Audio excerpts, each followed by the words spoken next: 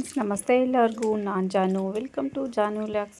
Friends, ಇವತ್ತು ಮಂಗಳವಾರ tiffin ready ಮಾಡ್ಕೊತಾ ಇದ್ದೀನಿ. ಅವಲಕ್ಕಿ ಒಗ್ಗರಣೆ ಮಾಡೋಣ ಅಂತ, ಅಂದರೆ ಅವಲಕ್ಕಿ ಚಿತ್ರಾನ್ನ ಮಾಡೋಣ ಅಂತ ರೆಡಿ ಮಾಡ್ಕೊತಿದ್ದೀನಿ. ಏನು ಮಾಡಲಿ ಟಿಫನ್, ಏನು ಮಾಡಲಿ ಅಂತ ನಿನ್ನೆ ದೋಸೆಗೆ ಹಾಕೋಣ ಅಂತ ಅಂದ್ಕೊಂಡೆ, ಮರ್ತೋಗ್ಬಿಟ್ಟಿದ್ದೀನಿ. ಅದಕ್ಕೆ ಎದ್ದು ಒಂದು 10-15 ನಿಮಿಷ ಯೋಚನೆ ಮಾಡಿದ್ದೀನಿ. ಏನು ಮಾಡಲಿ, ರವೆ ರೊಟ್ಟಿ ಮಾಡಲಾ, ಇದು ಏನಪ್ಪ ಅವಲಕ್ಕಿ ಮಾಡಲಾ, ಮತ್ತು ಮಾಮೂಲಿ ಚಿತ್ರಾನ್ನ ಮಾಡಲಾ, ಖಾರ ಪೊಂಗಲ್ ಮಾಡಲಾ, ಏನೇನೋ ಈ ಥರ ಎಲ್ಲ ಯೋಚನೆ ಬರ್ತಿತ್ತು. ಲಾಸ್ಟಿಗೆ ಬೇಗ ಆಗೋದು ಅಂದರೆ ಸ್ವಲ್ಪ ಅವಲಕ್ಕಿ ಚಿತ್ರಾನ್ನ ಮಾಡಿಬಿಡೋಣ, ಬೇಗ ಆಗುತ್ತೆ ಅಂತ ಮಾಡಿ. ಸ್ವಲ್ಪ ಎದ್ದಿದ್ದು ಲೇಟ್ ಆಯಿತು ಅಂತಲೇ ಹೇಳ್ಬೋದು. ಬೇಗ ಆಗುತ್ತೆ ಅಂತ ನಾನು ಅವಲಕ್ಕಿ ಚಿತ್ರಾನ್ನ ಮಾಡೋಕ್ಕೆ ಅವಲಕ್ಕಿನ ಒಂದೆರಡು ಸಾರಿ ತೊಳೆದ್ಬಿಟ್ಟು ಸ್ವಲ್ಪ ಉಪ್ಪು ಹಾಕಿ ನೆನೆಸಿ ಇಡ್ತೀನಿ. ನಾನು ಈ ಥರ ತೊಳೆದ್ಬಿಟ್ಟು ಉಪ್ಪು ಹಾಕಿ ನೆನೆಸಿಡ್ತೀನಿ, ಚೆನ್ನಾಗಿ ಇಟ್ಕೊಂಡಿರುತ್ತೆ. ಸಪ್ಪೆ ಅನಿಸಲ್ಲ. ಚಿತ್ರಾನ್ನ ಮಾಡಿದಾಗ ಸಪ್ಪೆ ಅನಿಸಲ್ಲ. ಈ ಥರ ಅವಲಕ್ಕಿನ ತೊಳೆದ್ಬಿಟ್ಟು ಸ್ವಲ್ಪ ನೀರು ಹಾಕಿ ನೆನೆಸ್ಬಿಟ್ಟೆ, ಉಪ್ಪು ಹಾಕಿ ನೆನೆಸಿಟ್ರೆ ಸಪ್ಪೆ ಅನಿಸಲ್ಲ. ಬೇಕಿದ್ರೆ ನೀವು ಒಂದ್ಸರಿ ಟ್ರೈ ಮಾಡಿ ನೋಡಿ. ಒಂದು 5 ನಿಮಿಷ ಈ ಥರ ನೆನೆಸಿಟ್ಬಿಟ್ರೆ ಚೆನ್ನಾಗಿ ನೆನ್ಕೊಂಡಿರುತ್ತೆ, ಹಾಗೆ ಸಾಫ್ಟಾಗೂ ಇರುತ್ತೆ, ಅದು ಗಟ್ಟಿ ಆಗಲ್ಲ. ಅವಲಕ್ಕಿನ ಈ ಥರ ಒಂದು 10 ನಿಮಿಷ ನೆನೆಸಿಟ್ರೆ ಎಷ್ಟೇ ಹಾರಿದ್ರೂ ಸಂಜೆವರೆಗೂ ಇದ್ದರೂ ಅದು ಅವಲಕ್ಕಿ ಗಟ್ಟಿ ಅನಿಸಲ್ಲ, ಸಾಫ್ಟಾಗೇ ಇರುತ್ತೆ, ತಿನ್ನೋದಕ್ಕೂ ಚೆನ್ನಾಗಿರುತ್ತೆ. ಅದಕ್ಕೆ ಉಪ್ಪು ಹಾಕಿದ್ರೆ ಅದೇ ಟೇಸ್ಟ್ ಚೆನ್ನಾಗಿರುತ್ತೆ ಅಂತ ಉಪ್ಪು ಹಾಕಿ ನೆನೆಸಿ ಇಟ್ಬಿಡ್ತೀನಿ. ನಾನು ಯಾವಾಗಲೂ ಈ ಥರನೇ ಮಾಡೋದು. ಅದು ಒಗ್ಗರಣೆಲ್ಲ ಹಾಕಿದ್ರೆ ಒಂದು ಸಪ್ಪೆ ಅನಿಸುತ್ತೆ, ಒಂದಕ್ಕೆ ಉಪ್ಪಾಗಿರುತ್ತೆ, ಒಂದಕ್ಕೆ ಆಗಿರಲ್ಲ. ಅದಕ್ಕೆ ಈ ಥರ ನೆನೆಸಿ ಇಡ್ತೀನಿ. ಸ್ವಲ್ಪ ಕಡಲೆಬೇಳೆ ಎಲ್ಲ ಹಾಕಿ, ಎಣ್ಣೆ, ಸಾಸಿವೆ, ಕರಿಬೇವೆಲ್ಲ ಹಾಕಿ, ಸ್ವಲ್ಪ ಈರುಳ್ಳಿ, ಹಸಿಮೆಣ್ಸಿನ್ಕಾಯಿ ಹಾಕಿ ಒಗ್ಗರಣೆ ಮಾಡಿಬಿಟ್ಟು, ಫ್ರೆಂಡ್ಸ್ ಇವತ್ತು ಉಪ್ಪಿನಕಾಯಿ ಹಾಕೋಣ ಅಂತ ಅಂದ್ಕೊಂಡಿದ್ದೀನಿ. ಮಾವಿನಕಾಯಿನೇ ಇಟ್ಟಿದ್ದೀನಿ, ಹಾಕೋಕ್ಕೆ ಆಗ್ತಿಲ್ಲ. ಎಷ್ಟೊಂದು ದಿನದಿಂದ ಅಂದ್ಕೊಂಡಿದ್ದೀನಿ, ಹಾಕೋದಕ್ಕೆ ಆಗ್ತಿಲ್ಲ ಯಾಕೋ. ಈ ವರ್ಷ ಅಂತೂ ನಾನು ಏನು ಉಪ್ಪಿನಕಾಯಿನೂ ಹಾಕಲಿಲ್ಲ. ಪ್ರತಿ ವರ್ಷ ಹಾಕ್ತಿದ್ದೆ ಮಾವಿನಕಾಯಿದು, ಮತ್ತು ಏಳಿಕಾಯಿ ಮೊನ್ನೆ ತಂದಿಟ್ಟು ಎಲ್ಲ ಬಿಸಾಡಿದೆ, ಹಾಕಲೇ ಇಲ್ಲ. ಮತ್ತು ನಿಂಬೆಹಣ್ಣಿಂದು ಎಲ್ಲ ಹಾಕಿಡ್ತಾಯಿದ್ದೆ. ನಮ್ಮ ಮನೇಲಿ ಕೇಳ್ತಾನೆ ಇದ್ದಾರೆ, ಉಪ್ಪಿನಕಾಯಿ ಹಾಕು ಅಂತ. ನಾನಂತೂ ಹಾಕ್ತಾನೇ ಇಲ್ಲ. ಅದೇ ಮೊನ್ನೆ ವಿಡಿಯೋಲಿ ನಿಮಗೂ ತೋರಿಸ್ದೆ, ಇದು ಉಪ್ಪಿನಕಾಯಿ ಹಾಕೋಣ ಅಂತ ಇಟ್ಟಿದ್ದೀನಿ, ಮಾವಿನಕಾಯಿ ಬಟ್ಟೆಲಿ ಸುತ್ತಿ ಅಂತ. ಆಗಲೇ ಇಲ್ಲ ಬಿಡಿ, ಇವತ್ತು ಆಗುತ್ತೋ ಇಲ್ವೋ ಗೊತ್ತಿಲ್ಲ, ಏನಾಗುತ್ತೋ ಏನೋ ಗೊತ್ತಿಲ್ಲ. ಹಾಗೆ ಸ್ವಲ್ಪ ಕರಿಬೇವು ಹಾಕಿ, ಹಾಗೆ ಸ್ವಲ್ಪ ಇದಕ್ಕೆ ಲೆಮನ್ ಎಲ್ಲ ಹಾಕಿ ಮಾಡಿದೆ. ಇನ್ನೂ ಇದ್ರೆ ಗೋಡಂಬಿ ಎಲ್ಲ ಹಾಕಿದ್ರೆ ಇನ್ನೂ ಚೆನ್ನಾಗಿರುತ್ತೆ. ನಮ್ಮ ಮನೇಲಿ ಗೋಡಂಬಿ ಎಲ್ಲ ಖಾಲಿ ಆಗಿಬಿಟ್ಟಿದೆ. ಪ್ರತಿದಿನ ಟಿಫನ್ ಮಾಡೇಬೇಕಲ್ವ. ಟಿಫನ್ ಎದ್ದಿದ ತಕ್ಷಣ ಟಿಫನ್ನು, ಸಂಜೆ ಆದರೆ ಸಾಂಬಾರು. ಬೆಳಗ್ಗೆ ಅಂದ್ಕೊತೀವಿ ಏನಪ್ಪ ಇವಾಗ ಟಿಫನ್ ಮಾಡೋದು ಅಂತ, ಒಂದೊಂದು ದಿನ ಅಂತೂ ಯೋಚನೆ ಮಾಡ್ತಾ ಇರ್ತೀವಿ.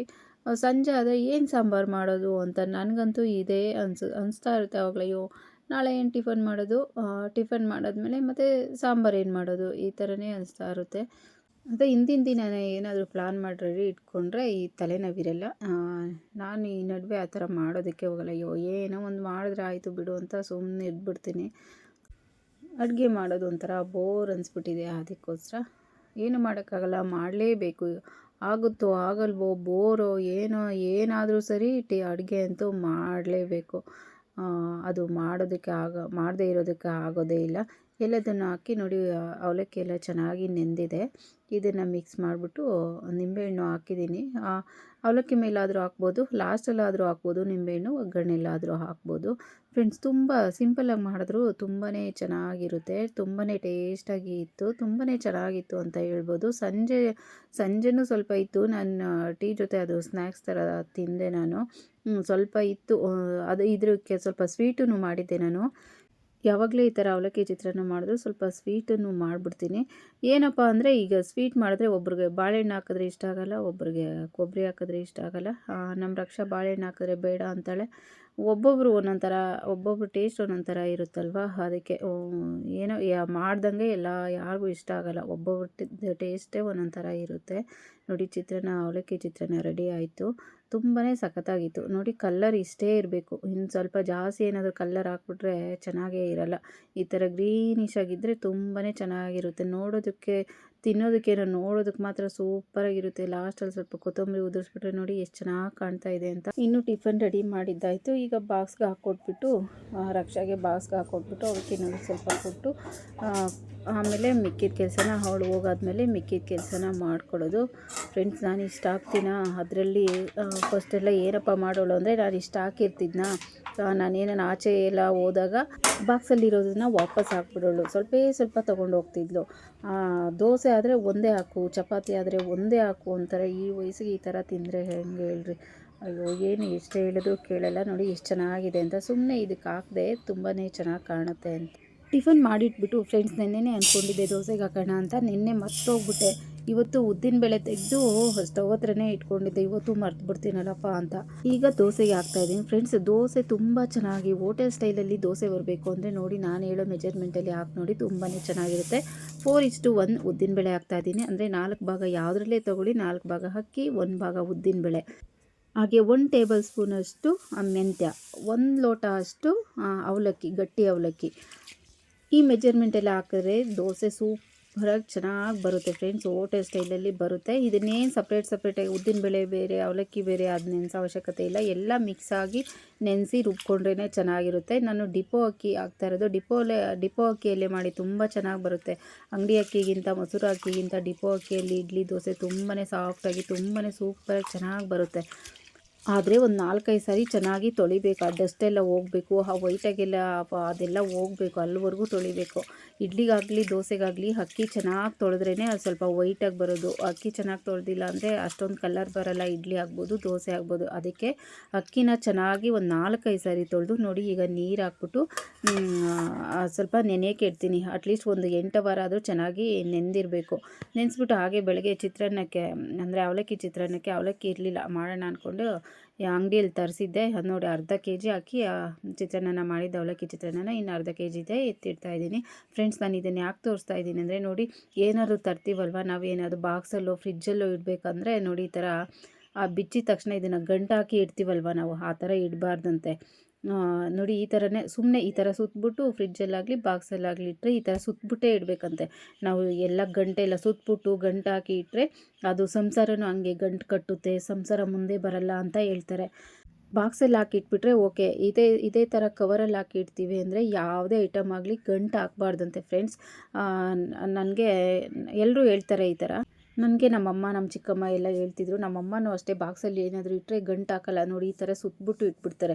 ನಾನು ನೋಡಿ ಎಲ್ಲ ಬಾಕ್ಸಲ್ಲೆಲ್ಲ ಎಕ್ಸ್ಟ್ರಾ ಐಟಮ್ ಎಲ್ಲ ನೋಡಿ ಈ ಥರ ಸಿಂಕ್ ಕೆಳಗಡೆ ಇಟ್ಟಿದ್ದೀನಿ. ಒಂದು ದೊಡ್ಡ ಬಾಕ್ಸಿಗೆ ತುಂಬಿಬಿಟ್ಟು ನೋಡಿ, ಎಕ್ಸ್ಟ್ರಾ ಇರೋದೆಲ್ಲ ಈ ಥರ ಸಿಂಕ್ ಕೆಳಗಡೆ ಇಟ್ಬಿಡ್ತೀನಿ. ಅಲ್ಲಿ ಸ್ವಲ್ಪ ಕತ್ಲಿದೆ, ಕರೆಂಟ್ ಬೇರೆ ಹೋಗಿದೆ. ಇಲ್ಲಿ ಫ್ರಿಜ್ಜೆಲ್ಲ ಅಡ್ಡ ಇದೆ, ಅದಕ್ಕೆ ಸರಿಯಾಗಿ ಕಾಣ್ತಿಲ್ಲ. ಇನ್ನು ಈ ಅಕ್ಕಿ ನೀರನ್ನು ವೇಸ್ಟ್ ಮಾಡಲ್ಲ ಫ್ರೆಂಡ್ಸ್. ಇದನ್ನು ನಾವು ಗಿಡಕ್ಕೆ ಹಾಕಿದ್ರೆ ತುಂಬಾ ಚೆನ್ನಾಗಿ ಗ್ರೌತ್ ಆಗುತ್ತೆ. ಆ ಹೂವಿನ ಗಿಡ ಆಗ್ಬೋದು, ತರಕಾರಿ ಗಿಡ, ಯಾವುದೇ ನಿಮ್ಮ ಮನೆ ಹತ್ರ ಯಾವುದೇ ಗಿಡ ಇರಲಿ ಅದಕ್ಕೆ ಹಾಕಿ ವೇಸ್ಟ್ ಮಾಡಬೇಡಿ. ನಾನು ಯಾವಾಗಲೂ ಅಷ್ಟೇ ಹೂವಿನ ಗಿಡಕ್ಕೆ ನೋಡಿ, ಬದನೆ ಗಿಡ, ಮನೆ ಹತ್ರ ಒಂದು ಸ್ವಲ್ಪ ಗಿಡಗಳನ್ನು ಹಾಕ್ಕೊಂಡಿದ್ದೀನಿ. ಅಕ್ಕಿ ತೊಳೆದಿದ್ದ ನೀರೆಲ್ಲ ಈ ಥರ ಗಿಡಕ್ಕೆ ಹಾಕ್ತೀನಿ. ತುಂಬ ಚೆನ್ನಾಗಿ ಬರುತ್ತೆ. ತರಕಾರಿ ಗಿಡ ಅದೇ ಚೆನ್ನಾಗಿ ತರಕಾರಿ ಬಿಡುತ್ತೆ. ಹೂವಿನ ಗಿಡ ಆದರೆ ತುಂಬ ಚೆನ್ನಾಗಿ ಹೂವು ಬರುತ್ತೆ. ಹಾಗೆ ಇದಕ್ಕೆ ಏನಪ್ಪ, ಚಿತ್ರಾನ್ನಕ್ಕೆ ನಿಂಬೆಹಣ್ಣು ಹಾಕಿದ್ದೆ ಅಲ್ವಾ, ಅದ್ರ ಹೊಟ್ಟೆಲ್ಲ ಹಾಕಿ ಮಾಡ್ಕೊಂಡಿದ್ದೀನಿ. ಅದನ್ನು ವೇಸ್ಟ್ ಮಾಡೋದು ಬೇಡ. ಈಗ ಫ್ರಿಜ್ಜಲ್ಲಿ ಏನೆಲ್ಲ ಇಡ್ತಾ ಇರ್ತೀವಿ ನಾವು, ಊಟ ಇಡ್ತೀವಿ, ಹೂವು ಇಡ್ತೀವಿ, ತರಕಾರಿ ಇಡ್ತೀವಿ, ಸಿಕ್ಕಿದ್ದೆಲ್ಲ ಇಡ್ತಾ ಇರ್ತೀವಲ್ವ. ಹಾಲು, ಮೊಸರು, ಬೆಣ್ಣೆ, ತುಪ್ಪ, ಈ ಥರ ಎಲ್ಲ ಮಿಕ್ಕಿ ಸಾಂಬಾರು ಏನೇ ಮಿಕ್ಕಿ ಫ್ರಿಜ್ಜಲ್ಲಿ ತೊಗೊಂಡೋಗಿ ಇಟ್ಬಿಡ್ತೀವಿ. ಅದಕ್ಕೆ ಫ್ರಿಜ್ ನೋಡಿ ಯಾವಾಗಲಾದರೂ ಒಂಥರ ಗುಡ್ ಸ್ಮೆಲ್ ಬರ್ತಾ ಇರುತ್ತಾ? ಇಲ್ಲ, ಫ್ರಿಜ್ ಓಪನ್ ಮಾಡಿದ ತಕ್ಷಣ ಏನೇನೋ ಸ್ಮೆಲ್ಲೆಲ್ಲ ಬರ್ತಾ ಇರೋದು. ಅದಕ್ಕೆ ಈ ನಿಂಬೆಹಣ್ಣನ್ನು ಕಟ್ ಮಾಡಿರಿ, ನೀವೇನಕ್ಕಾದ್ರೂ ಯೂಸ್ ಮಾಡ್ಕೊಳ್ಳಿ, ಈ ಹೊಟ್ಟೆನ ಬಿಸಾಡಬೇಡಿ. ಈ ಥರ ನೀರೆಲ್ಲ ಹಾಕಿ ಒಂದು ಲೋಟಲ್ಲಿ, ಇನ್ನೂ ಜಾಸ್ತಿ ಇದ್ದರೆ ಒಂದು ಬಾಟ್ಲಲ್ಲೋ ಏನರಲ್ಲಾದರೂ ನೀರು ಹಾಕಿ ಈ ಥರ ಇಟ್ಬಿಡಿ. ಸ್ಮೆಲ್ ತುಂಬಾ ಚೆನ್ನಾಗಿ ಬರ್ತಾ ಇರುತ್ತೆ. ಇದನ್ನು ಒಂದು ಸಾರಿ ಟ್ರೈ ಮಾಡಿ ನೋಡಿ ಬೇಕಿದ್ರೆ. ಇನ್ನು ಈವ್ನಿಂಗ್ ಅಂದರೆ ಕಾಫಿ ಟೈಮ್ ಆಯಿತು ನೋಡಿ. ಬೆಳಗ್ಗೆ ಸ್ವೀಟು ಖಾರ ಎರಡೂ ಮಾಡಿದ್ದೆ ಅಂದೆ ಅಲ್ವಾ, ಇನ್ನೂ ಸ್ವಲ್ಪ ಮಿಕ್ಕಿತ್ತು. ನಾನು ಟೀ ಜೊತೆ ಸ್ನ್ಯಾಕ್ಸ್ ಥರ ತಿಂದೆ. ಏನಾದರೂ ಇಷ್ಟ ಮಿಕ್ಕಿದ್ರೆ ಇದ್ದರೆ ಮಿಕ್ಕಿದ್ರೆ ಅದನ್ನು ನಾವೇ ತಿಂದ್ರೇ ಬೇರೆ ಯಾರೂ ತಿನ್ನಲ್ಲ. ಇಲ್ಲಾಂದರೆ ಆಚೆ ಹಾಕಬೇಕಾಗುತ್ತೆ. ನನಗಂತೂ ವೇಸ್ಟ್ ಮಾಡೋದಕ್ಕೆ ಇಷ್ಟನೇ ಆಗಲ್ಲ.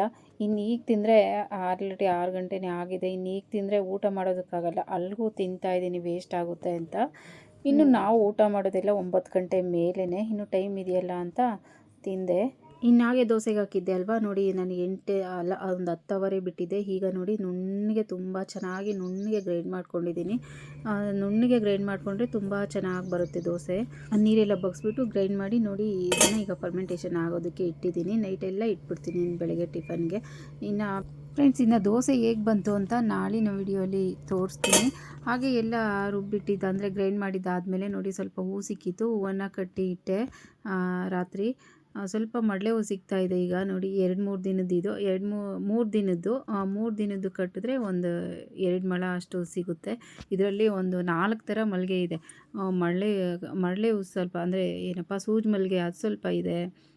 ಮತ್ತು ನಿತ್ಯ ಮಲ್ಲಿಗೆ ಇದೆ, ದೊಡ್ಡದು, ಅದು 7 ಸುತ್ತಿಂದು ಉದ್ದುದ್ದ ಬರುತ್ತೆ, ಅದು ಸ್ವಲ್ಪ ಇದೆ. ಗುಂಡು ಮಲ್ಲಿಗೆ ಒಂದು 4-5 ಮೊಗ್ಗಿದೆ. ಗುಂಡು ಮಲ್ಲಿಗೆ ಅಂತೂ ಲಾಸ್ಟ್ ಆಯಿತು ಬಿಡಿ, ಇನ್ನು ಲಾಸ್ಟ್ ಆಯಿತು ನೋಡಿ. ಇಷ್ಟು ಸಿಕ್ತು, ಕಟ್ಟಿ ಇಡ್ತಾಯಿದ್ದೀನಿ. ನೆಲದಲ್ಲಿ ಹಾಕ್ಕೊಂಡು ಕಟ್ಟಿದ್ರೇ ಬೇಗ ಹೂವು ಕಟ್ಟೋದಕ್ಕಾಗೋದು. ಮೇಲೆ ಕುತ್ಕೊಂಡು ಕಟ್ಟಿದ್ರೆ ಆಗಲ್ಲ, ಅದು ಕೆಳಗಡೆ ಹಾಕಿದ್ರೇ ಬೇಗ ಹೂವು ಕಟ್ಟೋದಕ್ಕಾಗೋದು. ಅದಕ್ಕೆ ಕೆಳಗಡೆ ಹಾಕಿ ಕಟ್ತಾಯಿದ್ದೀನಿ. ಫ್ರೆಂಡ್ಸ್, ಇದು ತುಂಬ ಸಿಂಪಲ್ ವ್ಲಾಗ್ ಅಂತಲೇ ಹೇಳ್ಬೋದು. ಇಲ್ಲಿಗೆ ಇವತ್ತಿನ ವ್ಲಾಗನ್ನು ಮುಗಿಸ್ತಾ ಇದ್ದೀನಿ. ಈ ವ್ಲಾಗ್ ನಿಮ್ಗೆ ಇಷ್ಟ ಆದರೆ ಪ್ಲೀಸ್ ಒಂದು ಲೈಕ್ ಮಾಡಿ, ಹಾಗೆ ನಿಮ್ಮ ಫ್ಯಾಮಿಲಿ ಫ್ರೆಂಡ್ಸ್ಗೂ ಶೇರ್ ಮಾಡಿ, ಸಬ್ಸ್ಕ್ರೈಬ್ ಮಾಡ್ಕೊಂಡು ಸಪೋರ್ಟ್ ಮಾಡಿ ಅಂತ ಕೇಳ್ತಾ, ಥ್ಯಾಂಕ್ ಯು ಫಾರ್ ವಾಚಿಂಗ್.